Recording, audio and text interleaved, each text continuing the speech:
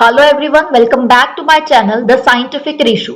आज हम करेंगे प्लस टू केमिस्ट्री के क्वेश्चन। जैसे कि आप सबको पता है कि प्लस टू का एग्जाम आने वाला है केमिस्ट्री का। ठीक है, तो उससे रिलेटेड क्वेश्चंस हम इस वीडियो के अंदर कवर करेंगे।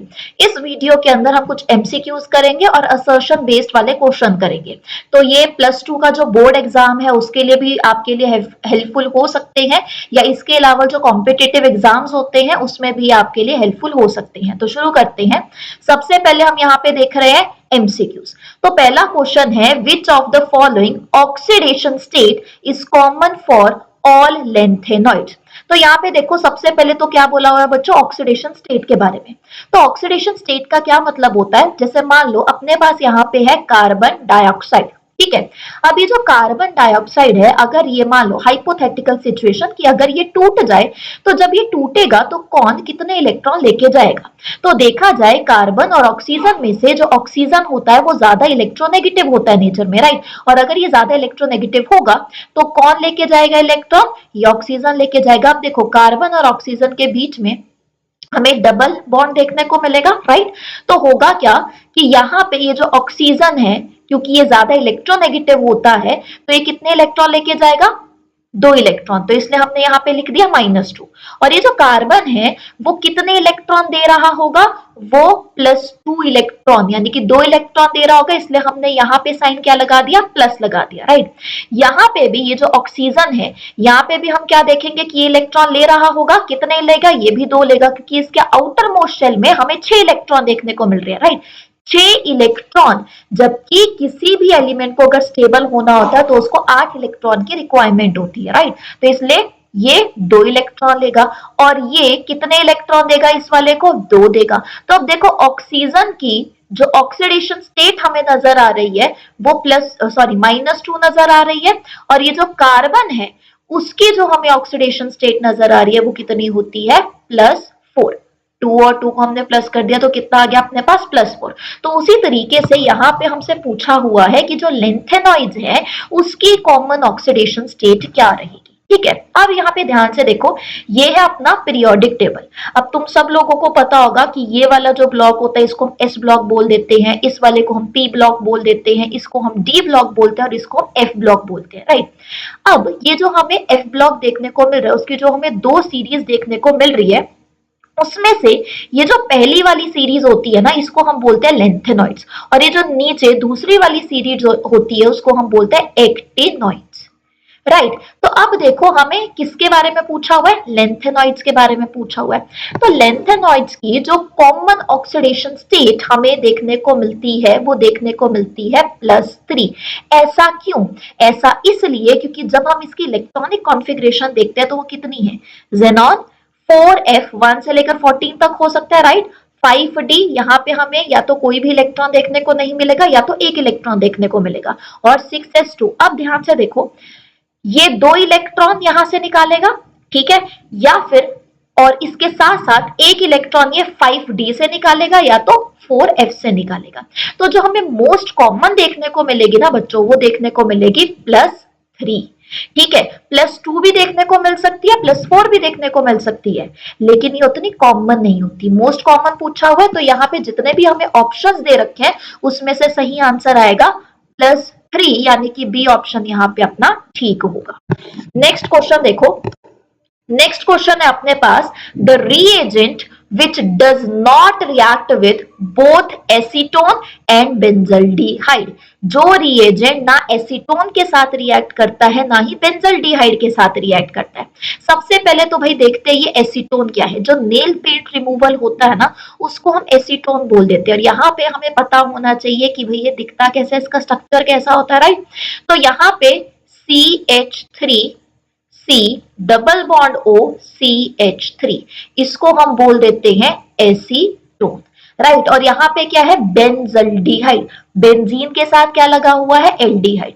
तो बेंजीन हो गया स्ट्रक्चर अपने पास ये, ठीक है। तो ये है अपने पास बेंजीन, और इसके ऊपर क्या लगा हुआ, एल्डिहाइड, एल्डिहाइड यानी कि CHO बना, ठीक है। तो इसको हमने बोल दिया बेंजल्डिहाइड।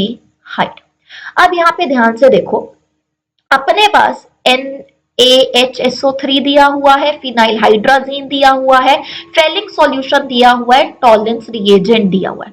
अब यहाँ पे ना सबसे पहले ध्यान देना इस फेलिंग सॉल्यूशन के ऊपर और टॉलेंस रिएजेंट।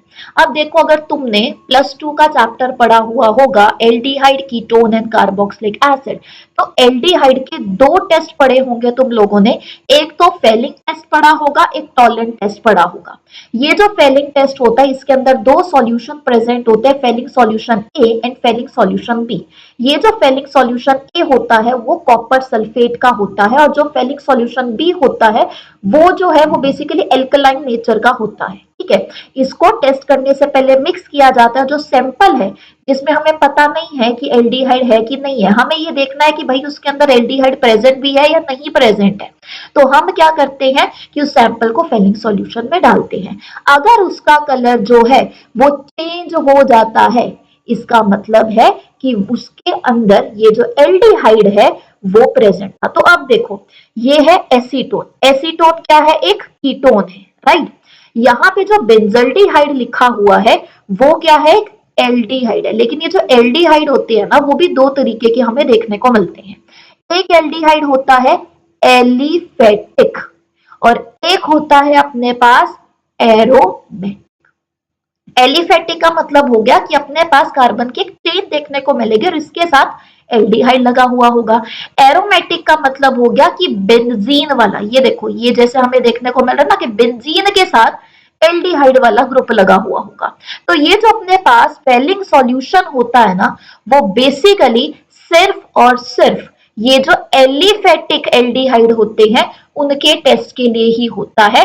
वो ये जो एरोमेटिक एल्डिहाइड इंक्लूडिंग बेंजोल्डिहाइड उससे रिएक्ट नहीं कर पाता है। तो ना ही एसीटोन से रिएक्ट कर पाएगा ना ही ये बेंजल्डिहाइड के साथ रिएक्ट कर पाएगा। तो इसलिए अपना ऑप्शन यहाँ पे क्या बना, सी ऑप्शन। अब तुम पूछोगे कि भाई यहाँ पे टॉलरेंस रिएजेंट क्यों नहीं हुआ, क्योंकि एल्डिहाइड, कीटोन और कार्बोक्सिलिक एसिड चैप्टर के अंदर तो 2 टेस्ट थे, उसमें से एक टॉलरेंट टेस्ट भी तो था, है ना। लेकिन ये जो टॉलरेंस रिएजेंट है बेसिकली ये क्या होता है, अमोनियकल सिल्वर नाइट्रेट। ठीक है, क्या होगा ये, अमोनियकल सिल्वर नाइट्रेट। तो बेसिकली हमें यहाँ पे देखने को मिलता है कि सारे के सारे एल्डिहाइड के साथ जब भी रिएक्ट करेगा तो सिल्वर प्रेसिपिटेट हमें देखने को मिलेंगे। ठीक है, चाहे एलिफेटिक वाले हो चाहे एरोमेटिक वाले हो। ठीक है, तो यानी कि ये बेंजल्डिहाइड के साथ तो रिएक्ट कर जाएगा, एसीटोन के साथ ऑब्वियसली रिएक्ट नहीं करेगा, लेकिन इनमें से एक के साथ तो रिएक्ट कर पा रहा है ना। ठीक है, इसलिए यहाँ पे टॉलरेंस रिएजेंट आंसर अपना नहीं आएगा। तो एक बार इसको पढ़ भी लो। देखो क्या लिखा है कि जो फेलिंग सॉल्यूशन है इसको यूज किया जाता है एलिफेटिक एल्डिहाइड को टेस्ट करने के लिए। ठीक है, ये एसीटोन के साथ या बेंजल्डिहाइड के साथ रिएक्ट नहीं करता है। इसके अलावा फर्स्ट ऑप्शन हम लोगों ने देखा था NaHSO3 जिसको हम बोलते हैं sodium hydrogen sulphide, sodium hydrogen sulphide. ये एल्डिहाइड के साथ भी रिएक्ट करता है, ये कीटोन के साथ भी रिएक्ट करता है। जब रिएक्ट करता है तो वो बनाता है डाइसल्फाइड एडिशन प्रोडक्ट्स। ठीक है, देन है फिनाइल हाइड्राजीन। ये जो फिनाइल हाइड्राजीन है ये भी एल्डिहाइड कीटोन दोनों के साथ रिएक्ट कर जाता है और फिनाइल हाइड्राजोन्स बनाता है। और टॉलरेंट रिएजेंट जैसा कि मैंने तुम्हें बता दिया कि सारे के सारे एल्डिहाइड के साथ रिएक्ट करता है, चाहे वो एलिफेटिक हो चाहे वो एरोमेटिक हो, लेकिन ये कीटोन के साथ रिएक्ट नहीं करता है।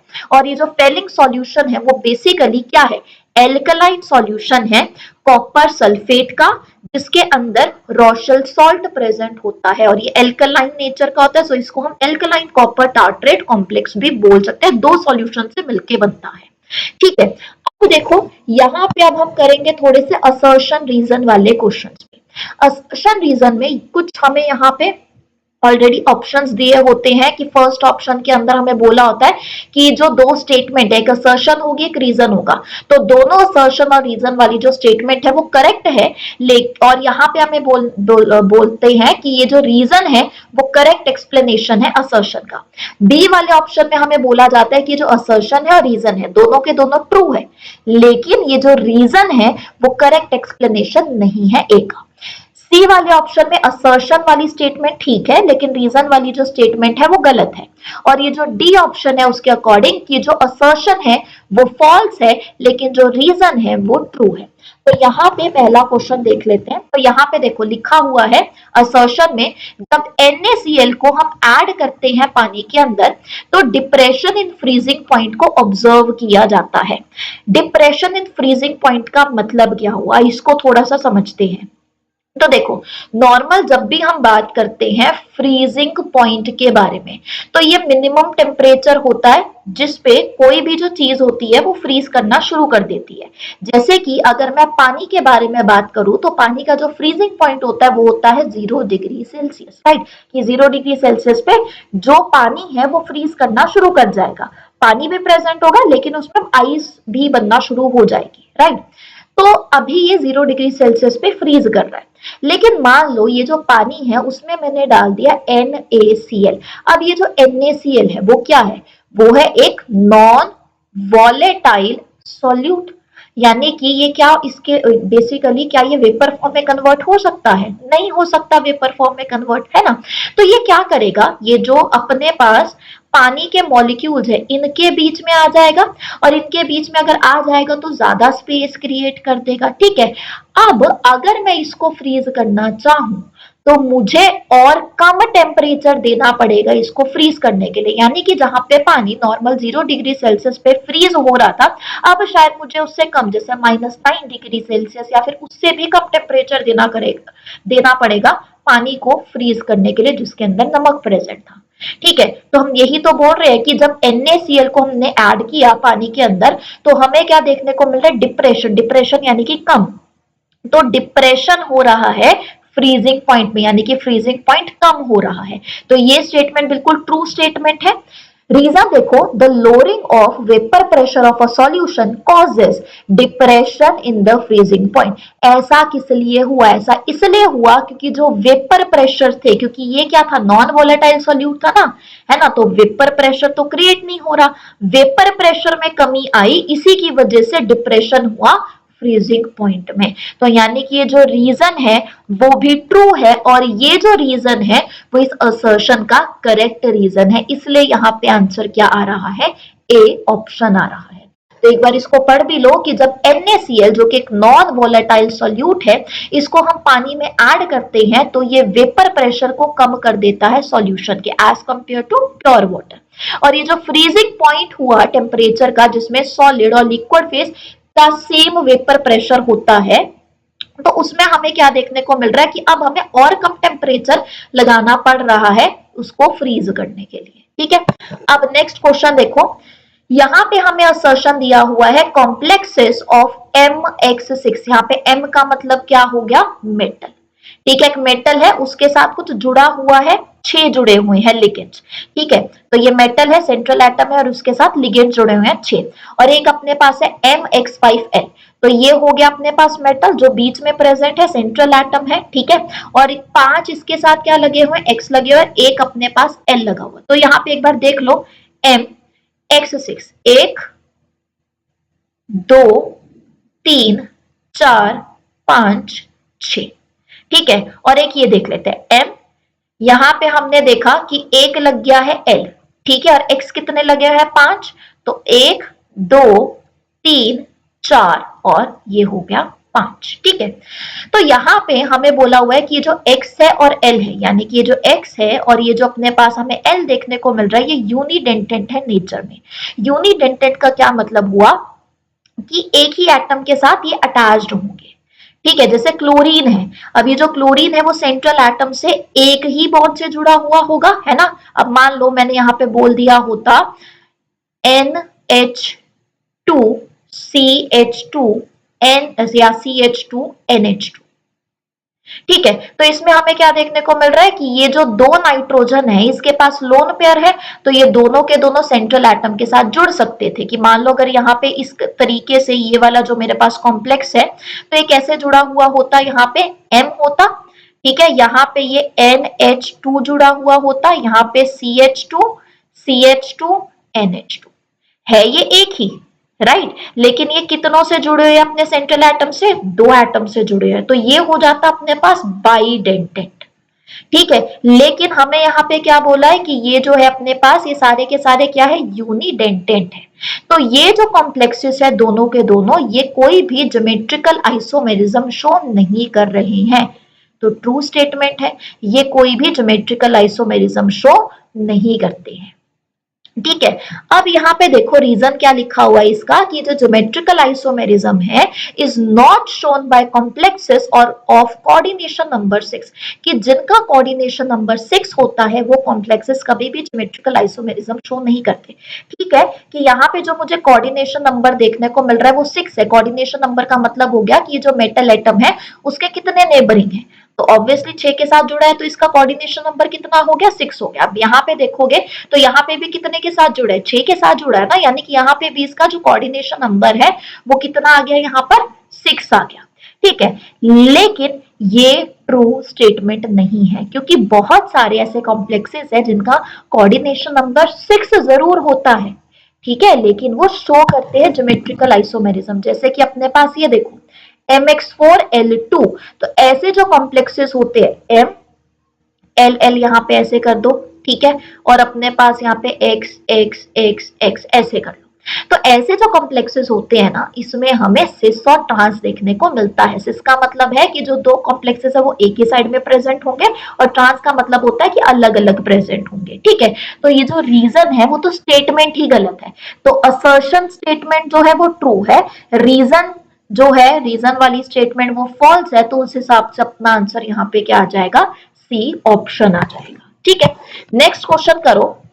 The boiling point of alkyl halides decreases in the order Ri, then उसके बाद RBr, then RCl, then RF for same alkyl group। अब ध्यान से देखो, यहाँ पे क्या बोला हुआ है, बॉइलिंग पॉइंट किसका, एल्काइल हेलाइड, एल्काइल ग्रुप, यानी कि कार्बन की कोई भी लंबी सी चेन प्रेजेंट हो सकती है। ठीक है, तो उसको हम किससे डिनोट कर देते हैं, आर से। हेलाइड का मतलब क्या हो गया, हेलोजन वाला ग्रुप, जिसमें आ जाते हैं fluorine, chlorine, bromine, iodine, right, मतलब कि जो अपने पास ग्रुप 17 है वो आ जाते हैं। तो इसको हम जनरली कैसे रिप्रेजेंट करते हैं, आर एक्स से रिप्रेजेंट करते हैं। ठीक है, जैसे मान लो हम यहाँ पे लिख सकते हैं CH3I या फिर CH3CH2Cl, जितने मर्जी कार्बन लगाते जाओ, लेकिन यहाँ पे अपने पास इसके साथ जुड़ा होना चाहिए कोई भी ग्रुप नंबर 17 वाला। ठीक है, तो ये जो एल्काइल हेलाइड्स है उनका जो बॉइलिंग पॉइंट है वो ये इस ऑर्डर में हमें देखने को मिल रहा है। तो ये जो स्टेटमेंट है ना, ये ट्रू स्टेटमेंट है। ट्रू स्टेटमेंट अब क्यों है, क्योंकि देखो अब मैंने तुम्हें क्या बोला, सबसे टॉप पे क्या आता है, fluorine, chlorine, bromine, iodine, then astatine आता है, देन 117, इनकी हमें जरूरत है नहीं फिलहाल, राइट। तो अब देखो जैसे जैसे तुम नीचे जाते हो ग्रुप में, तो हमें क्या देखने को मिलता है कि जो साइज है वो इंक्रीज करता जा रहा है। ठीक है, जैसे कि अगर मैं फ्लोरीन की बात करूं, उसका एटॉमिक नंबर होता है 9, उसी तरीके से क्लोरीन की बात करूं तो 17, यानी कि जैसे जैसे नीचे जाते जा रहे हो वैसे वैसे शेल्स बढ़ते जा रहे हैं, शेल्स बढ़ते जा रहे हैं, यानी कि इनका जो मास है या साइज है वो बढ़ता जा रहा है। और अगर साइज बढ़ेगा तो हमें देखने को मिलती है कि जो वेंडर वोल फोर्सेस होती हैं वो बढ़ती जाती है।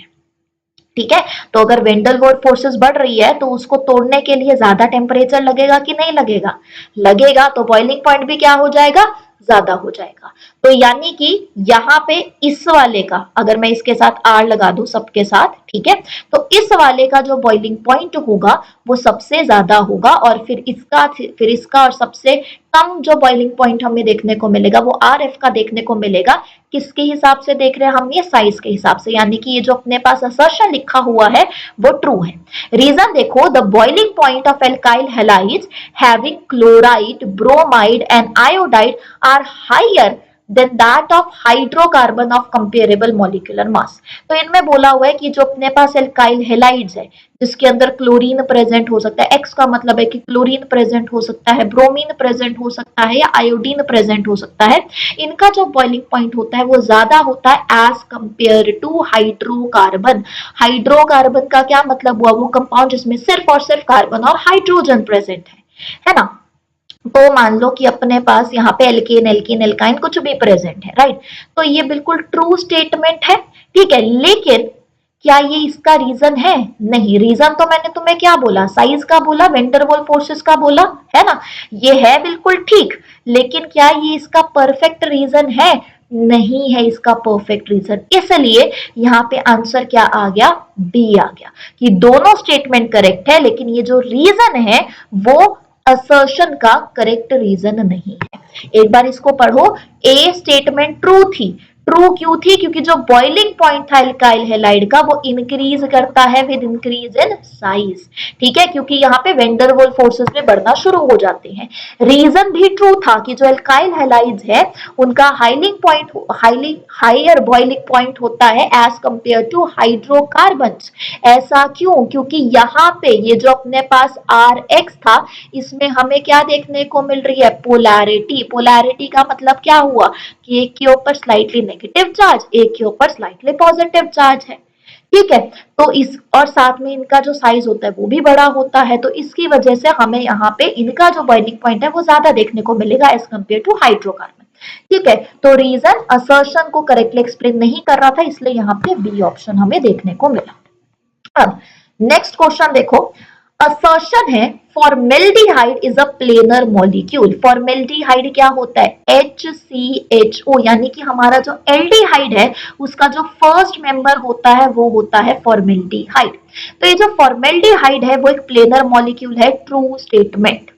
ठीक है, और रीजन क्या लिखा हुआ है कि इसके अंदर sp2 हाइब्रिडाइज कार्बन एटम है। एक बार इसको बनाते हैं, HCHO, HCH, और इस कार्बन के साथ डबल बॉन्ड में ऑक्सीजन है। तो अगर मैं इस कार्बन को देखो, हाइब्रिडाइजेशन निकालते कैसे? कितने नंबर ऑफ एटम्स के साथ अटैच्ड है प्लस उसका लोन पेयर। कितने के साथ अटैच्ड है कार्बन? 1, 2 और 3 के साथ, राइट? क्या कोई लोन पेयर नजर आ रहा है? यहाँ पे नहीं है कोई भी लोन पेयर। तो यानी कि यहाँ पे हाइब्रिडाइजेशन 3 के हिसाब से हम हमेशा क्या लिखते हैं? sp2, यानी कि एक s का और p के कितने आ गए? 2, तो टोटल कितने बन गए? यहाँ पर 3 बन गए। ठीक है, जहां पे भी sp2 हाइब्रिडाइज कार्बन एटम होता है वो एक प्लेनर मॉलिक्यूल ही होता है। ठीक है, तो देख लो, एक बार इसको भी पढ़ लो कि असर्शन ट्रू है, फॉर्मेल्डिहाइड एक प्लेनर मॉलिक्यूल होता है। रीजन भी करेक्ट है यहाँ पे कि जो कार्बन एटम है वो sp2 हाइब्रिडाइज होता है। तो ये जो sp2 हाइब्रिडाइजेशन है इसी की वजह से हमें इसकी ट्राइगनल प्लेनर ज्योमेट्री देखने को मिलती है, और ट्राइगनल प्लेनर जो है वो जो मॉलिक्यूल होते हैं वो प्लेनर होते हैं। ठीक है, तो आज हम इतने ही क्वेश्चंस करेंगे। आई होप कि आप सबको ये समझ में आया होगा। अगर समझ में आया है, आपको वीडियो अच्छी लगी है तो प्लीज कमेंट करना, और वीडियोस के लिए द साइंटिफिक रेशो चैनल को सब्सक्राइब जरूर कर लेना। Thank you so much.